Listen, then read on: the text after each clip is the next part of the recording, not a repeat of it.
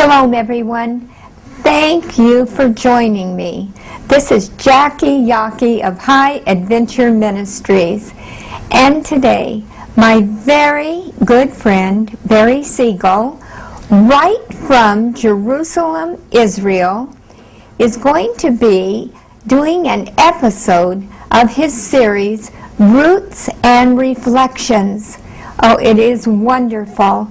And it's about different places in Israel. You're going to be there to see and learn some biblical teachings right in the Holy Land. Come on, let's go see what Barry has to say.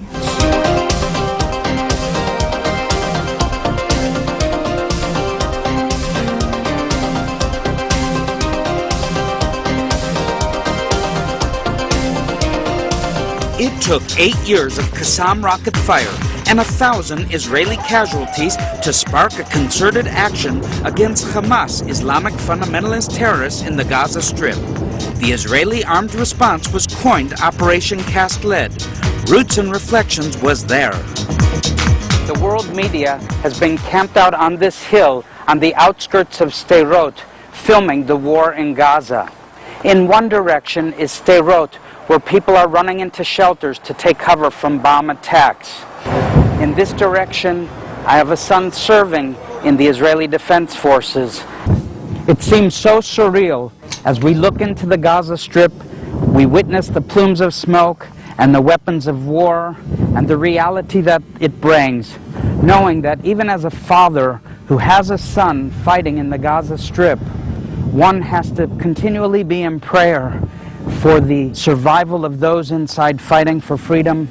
And of course, we all pray that peace will come to this region for the residents of the Gaza Strip, all the way to the residents of Sderot. May there be peace. While doing the stand-up opposite Gaza City, less than a kilometer from the border with the Gaza Strip, Hamas terrorists fire a Qassam rocket. The alarm is sounded in the town, and 15 seconds later comes the explosion.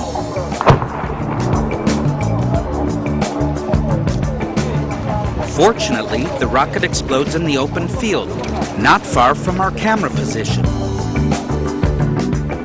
A second rocket is fired from the crowded alleys of the Jabalia refugee camp in our direction. Get down with an incoming rocket.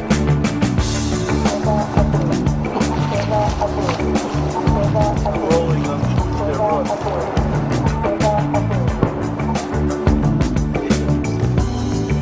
Israeli forces hit back at one of the sources of the rocket fire. Crowds around the world protested Israel's defensive action, calling it genocide and a crime against humanity.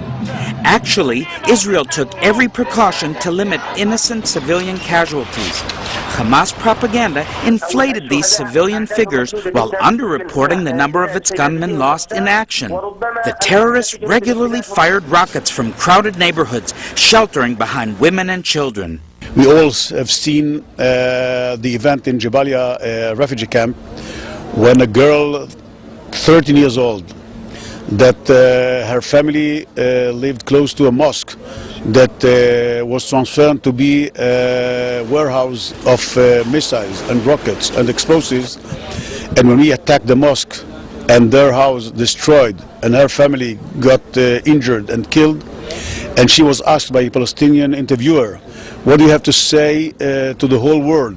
And that girl answered a very clear answer.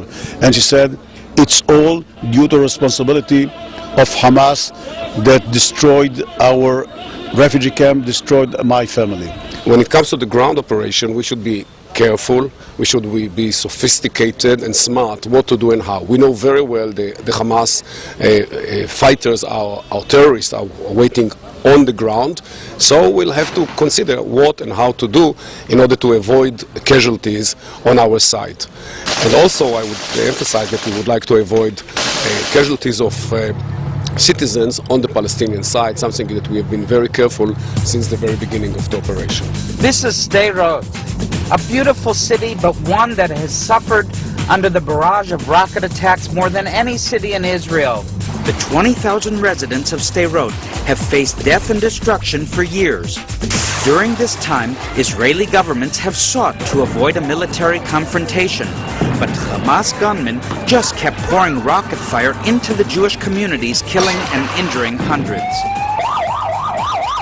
Wherever one walks in Sderot, it's important to keep your eyes open for the next available shelter.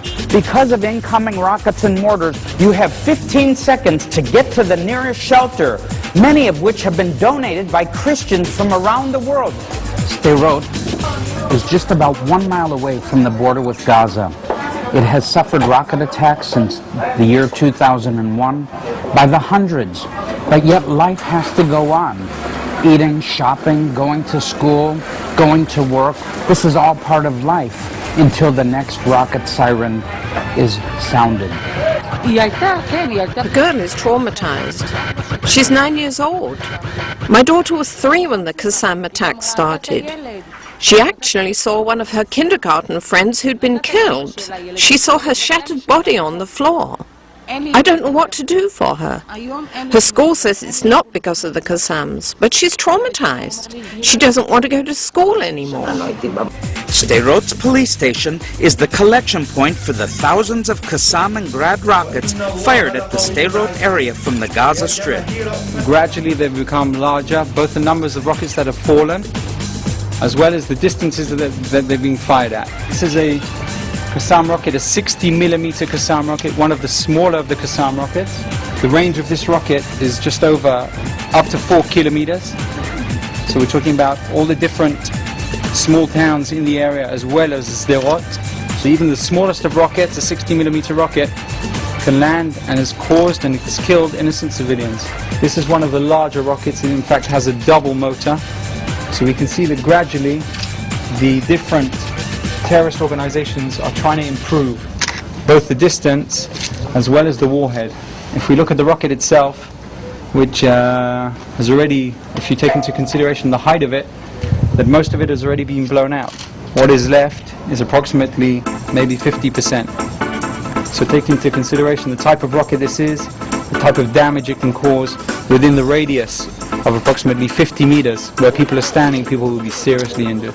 Until 2005, until the disengagement, approximately 600 rockets were fired into Israel, both into the city of Sderot, where we are now, as well as to the other cities around the north of Gaza. And I can tell you and can confirm that there's been hundreds of casualties. If Israel thought that in 2005 terrorism would stop and leaving the Gaza Strip there would be a lower level of terrorism, well, unfortunately we've experienced exactly the opposite, and what has taken place. Sderot residents have experienced a reign of terror. In walking the streets for a few hours, one feels the tension. But over time, that tension builds up like steam in a pressure cooker, causing psychological disturbances. Men, women, and children simply break down. I spoke to Tamar, whose family home was destroyed by a Qassam rocket a year ago. Yeah, before a year ago, my home is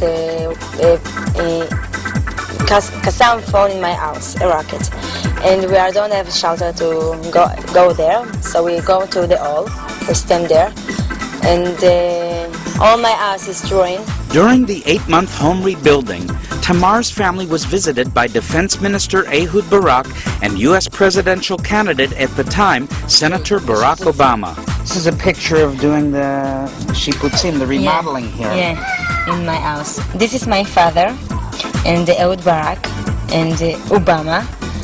So you may be able to get a job in Washington. Maybe. Tell me, other homes have been hit in this area? Yeah, a lot of homes. We have here home in this place and 2 homes over there, and we have upstairs and after my house. A lot of homes is the place the most eaten in the Qassams in Sderot. The Israeli Foreign Ministry set up a media center in the town of Sderot to serve journalists during Operation Cast Lead. At the center, I spoke to Ronnie Shai, a career diplomat drafted to journalistically explain Israel's action in Gaza. Ever since you hear the alarm, you have 15 seconds to hide yourself somewhere. And try to imagine your life like this. Like, if you walk on the street to do your normal things of a normal human being, you have to be, all the time, you have to be within a 15 seconds range from a safe place. Some 3 years ago, the government decided to withdraw from the Gaza Strip, took something like almost 10,000 people out of their houses. We completely withdrew from the Gaza Strip, and we told them, listen, you have this area, you have the possibility to control your life now. We are not going to bother you anymore. What we got in return was, a few months later, in the general election in the Palestinian Authority, Hamas got something like 70% of the popular vote. 70%, that was the response of the Palestinians to the Israel unilateral withdrawal from the Gaza Strip. And it was the first time Hamas came into power, and I would like to remind you that Hamas is a terror organization. Okay, that was the first response that we have got. The second one was escalating the situation in terms of launching missiles and rockets. Join Jackie Yaki and High Adventure Ministries as they embark on a journey of a lifetime to Israel. Take a boat ride on the Sea of Galilee and be baptized in the Jordan River. Travel to Masada, Nazareth, Mount Carmel, Caesarea, and Bethlehem, the birthplace of Christ. Then walk where Jesus walked as you explore the magnificent city of Jerusalem. Spaces limited, so call 1-800-517-HOPE. Make plans to attend today. That's 1-800-517-4673. Sderot is no major metropolis, but it is a significant center servicing the agricultural communities of the western Negev. Sderot's industrial area provides thousands of jobs. Sderot is sort of the gate for the south. If you come from the coast area, this is the gate for the south. One thing about Sderot, we haven't found a decent coffee place yet in this town. Maybe one day there will be, and they'll name all the drinks on the house after the various missiles and rockets that have come flying in. Stay tuned. Even a clown turned out to help smiling Sderot faces.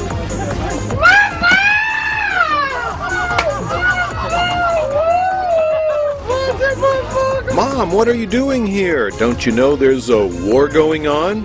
Go home, it's dangerous here, Mommy. I need someone to watch over my mom.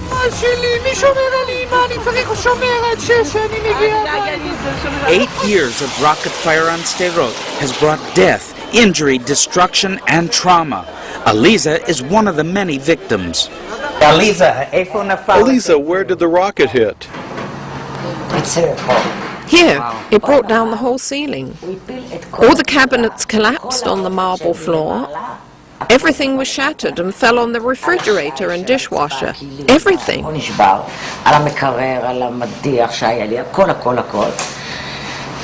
I was standing over here. I heard the red alert, but didn't have enough time to take cover. We don't have a safe room or bomb shelter. I got this far when the rocket hit, and the blast hurled me to the floor and sprayed shrapnel into my legs. I was unconscious. Everything was dark, dusty, with water gushing all over from the broken plumbing. They were crying, "Aliza, Aliza!" When I came to, I had terrible pain in my legs. We were trapped inside the rubble of the house. My husband broke a window. Eventually, they dragged me out over the rubble. Part of the rocket broke off and penetrated the neighbor's gas tank. It was empty. If it had penetrated our gas tank, which was full, the whole place would have gone up in flames. It was a miracle. The attack occurred during Hanukkah. Despite all the damage, this Chanukiah, which my husband made, he's a scribe by profession, was left hanging on its nail in the kitchen. The ceiling collapsed around it, with water gushing all over it, but it remained intact. It's a Psalm of David inscribed in the form of the Chanukiah. There were miracles and wonders, thank God. The neighbors said that all of Sderot shook from the blast. The shrapnel went all over the neighborhood. The bomb squad that came said that the impact was so powerful that if it had exploded inside the house instead of on the roof, nobody would have survived. Since the Israeli disengagement from Gaza in 2005, Hamas rocket makers and smugglers, with Iranian help, have increased the range of their deadly missiles. During Operation Cast Lead, Hamas Grad rockets struck as far as Ashdod and Beersheba. One deadly projectile fell near this bus stop. At the site of the attack, we met Benjamin Netanyahu, then parliamentary opposition leader. Mrs. Shetrit, Irit Shetrit, 39-year-old mother of 4, went to an exercise room, then went to the bus stop. The rocket fell here. The pellets from the rocket went right through the screen that you see there and cut her down. And so we lost this woman to this criminal firing of rockets into civilian populations. I think it gives you an indication of what people are going through. What we have is day in, day out, Israeli civilians are subjected to terror. Some of them are killed, some of them are maimed, and hundreds of thousands are terrorized daily. And this is something that is important to explain to people who ask, why is Israel acting in Gaza? Because this is what any country would do, any government would do, if you had hundreds of thousands and pretty soon 1 million people terrorized by daily rocket fire. Bibi responded to a British journalist's contention that Israel's military response was disproportional, complaining that for every Israeli death, nearly 100 Gazans lost their lives. At least 60 civilians have died in Gaza. Is that proportionate? Well, should we fire 6,000 rockets into Gaza? Is that the proportional response? We try to go after the terrorists. The terrorists are deliberately hiding behind civilians as they fire into civilians. And of course, we can't give them immunity. We try to minimize civilian casualties. The overwhelming number of people who've been killed in Gaza have been Hamas activists who are firing rockets, who are manning the arms depots of additional rockets.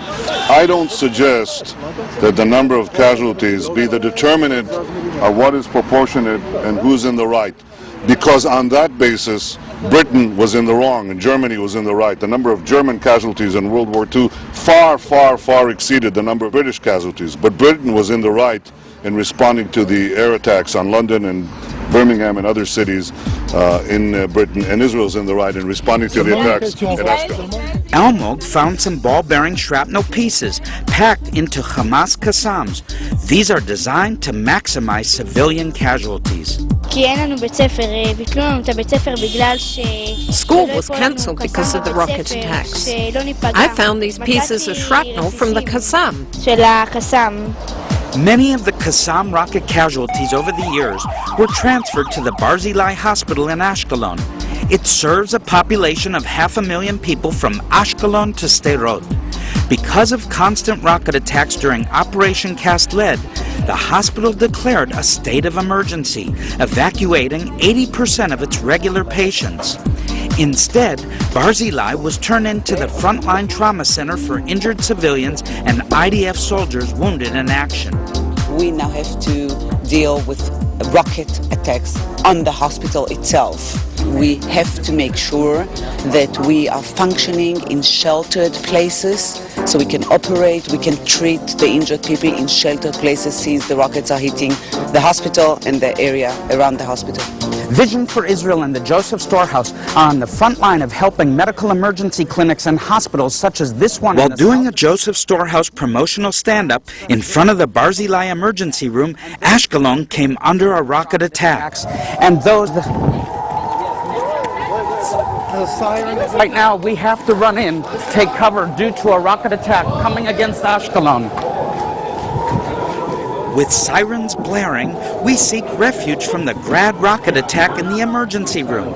Here it's safe, protected by the massive reinforced concrete walls of the hospital basement.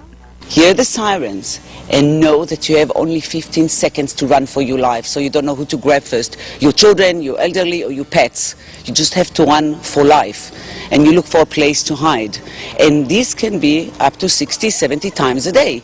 And 21% out of these thousands and thousands of patients that we receive are turning to be chronically ill, which means no school, no work. Their life is shattered completely. It used to be called shell shock. Today, it's more accurately described as post-traumatic stress. Many of Sderot's residents, including children, suffer from this condition. Those facing post-traumatic stress need a helping hand, and Vision for Israel reaches out to them with material assistance. שלום, שלום. פעם הראשונה נפל פה. The first one fell over there next to the synagogue. The second fell there on the other side of the apartment building. I've had Qassams fall on me 7 times. I thought God was going to take me. I'm nearly paralyzed. Yes, it happened after the ceasefire went into effect. I was hospitalized for over a week. So, one fell here, And one behind the apartment block. And one there where the white car is. Wow, I was sitting there. Suddenly, Tseva Adom, red alert. I didn't run. And then boom! The windows around were broken. And from the shock, I fell down the stairs. That's how I was injured. This is for you, this too, from the Joseph Storehouse. She's a girl. Tomorrow she'll be 1 year old.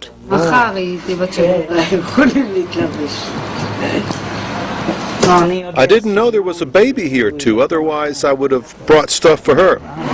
לא ידעתי שיש תינוקת, אז אני אביא עוד גם לה.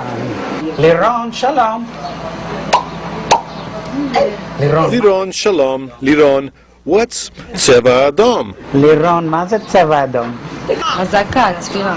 It's an alarm, a siren. Why red? I don't know why. It used to be called Shachar Adom. But then people complained as there were guys called Shachar. And one thought they were calling his name when the alarm went off. In Netivot, they have music for the alarm, which is certainly different from what we have here.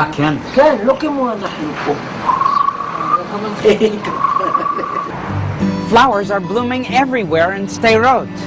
Look at this flower. It's the color Tseva Adom, red. That is Adom in Hebrew. That's our word of the week.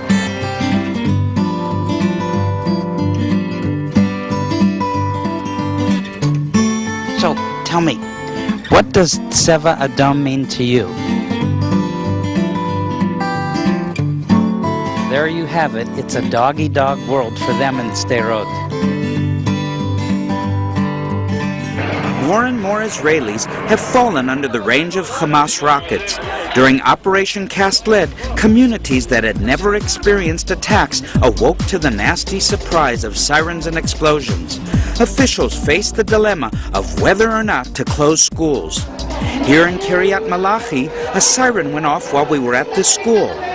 We have 30 seconds to get to the basement shelter ahead of a potential missile blast on the building. Kindergartens and schools were indeed hit during the war, but thankfully all were empty of children. Here in the bomb shelter, teachers and a school psychologist comfort several visibly distressed teens. Some schools in the expanded line of Hamas rocket fire don't have accessible bomb shelters. This classroom is too far from the main bomb shelter for these kids to make it to safety in 30 seconds. So, when the alarm sounds, the students evacuate the room, lining up behind a thicker concrete hallway wall, which hopefully offers sufficient protection. Besides providing direct help to victims in the war zone, Vision for Israel and the Joseph Storehouse provide medical supplies to hospitals and humanitarian aid to organizations like Hands of Mercy. Shipment pickups are collected at the Joseph Storehouse in the Judean hills near Jerusalem. Later, I visit the Hands of Mercy Center in Sderot, joining Ishai Reinhardt and his crew unload the Joseph Storehouse aid earmarked for the needy residents of the traumatized city. Tuvia is my friend. He has 12 children. He lives in the center of town. We have him adopted because some of his family were terrorist victims, Qassam victims, and so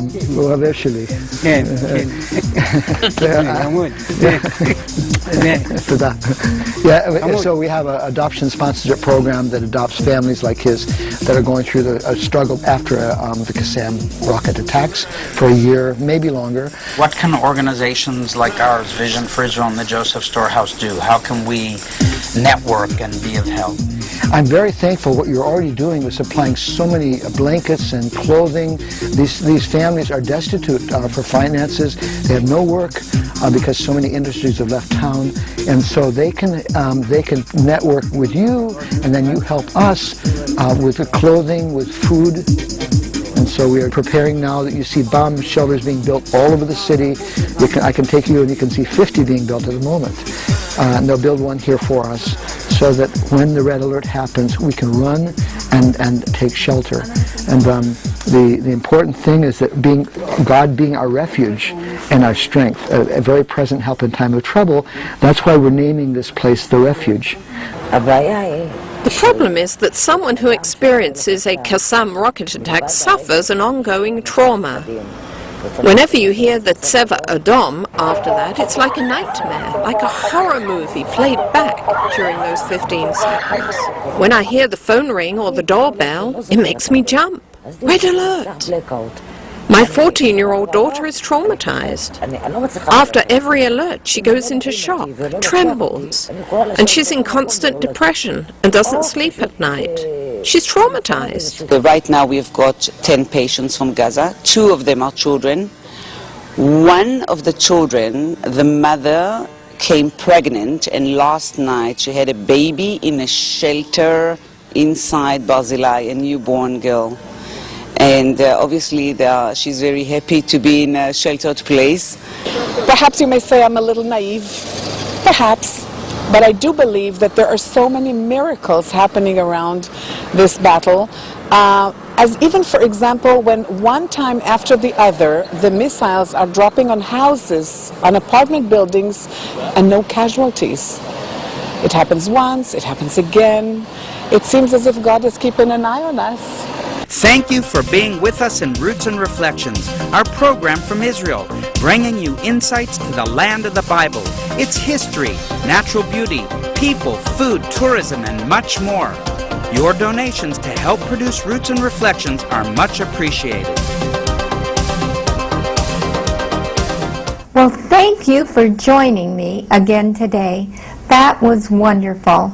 I also want to thank my good friend Barry Siegel, the president and founder of Joseph Storehouse. He's our partner and friend. Now listen, let me remind you, the Bible says, for all those who want to prosper and who will prosper, pray for the peace of Jerusalem.